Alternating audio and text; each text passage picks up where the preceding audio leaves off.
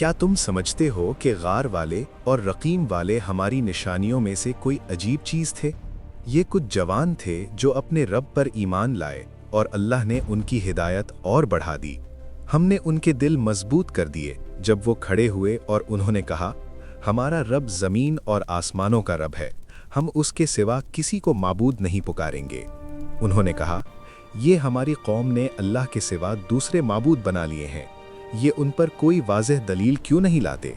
और जब तुम उनसे और उनके माबूदों से अलग हो गए तो गार में पनाह ले लो, तुम्हारा रब तुम पर अपनी रहमत फैला देगा और तुम्हारे काम को आसान बना देगा।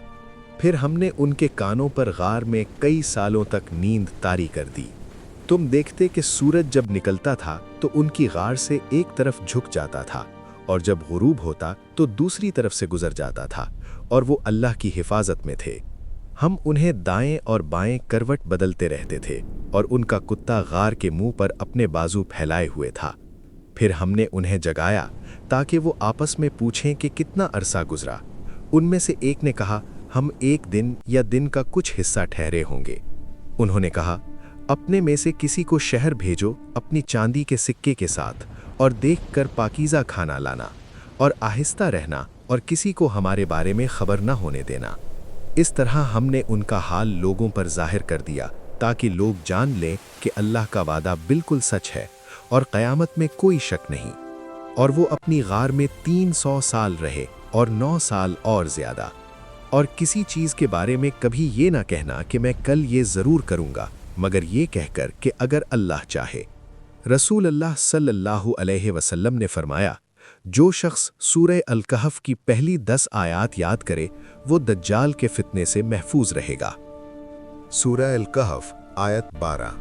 फिर हमने उन्हें उठाया ताकि देख लें कि दो गिरोहों में से कौन ज़्यादा ठीक हिसाब लगाता है उनके ठहरने की मुद्दत का। सूरह अल-कहफ आयत 22। लोग कहेंगे कि वो 3 थे और चौथा उनका कुत्ता था, और कुछ कहेंगे कि 5 थे और छठा उनका कुत्ता था, अंदाजे से बात करते हुए। और कुछ कहेंगे कि 7 थे और 8वां उनका कुत्ता था। कह दीजिए, मेरा रब उनकी तादाद को बेहतर जानता है, उन्हें बहुत कम लोग जानते हैं। सूरह अल-कहफ आयत 26। कह दीजिए, अल्लाह ही बेहतर जानता है कि वो कितनी मुद्दत ठहरे रहे।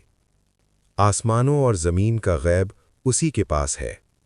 वो क्या ही खूब देखने वाला है और क्या ही खूब सुनने वाला है। उसके सिवा उनका कोई मददगार नहीं, और वो अपने हुक्म में किसी को शरीक नहीं करता। ये कहानी सिर्फ गार में सो जाने की कहानी नहीं, ये अल्लाह की कुदरत का सबूत है। वक्त रुक जाता है जब अल्लाह चाहे, सूरज मोड़ दिया जाता है जब अल्लाह चाहे। ज़मीन पर लोग बदल जाते हैं मगर अल्लाह का वादा नहीं बदलता। असहाबे कहफ ने दुनिया से छुपकर अल्लाह को चुना और अल्लाह ने उन्हें क़यामत तक के लिए मिसाल बना दिया।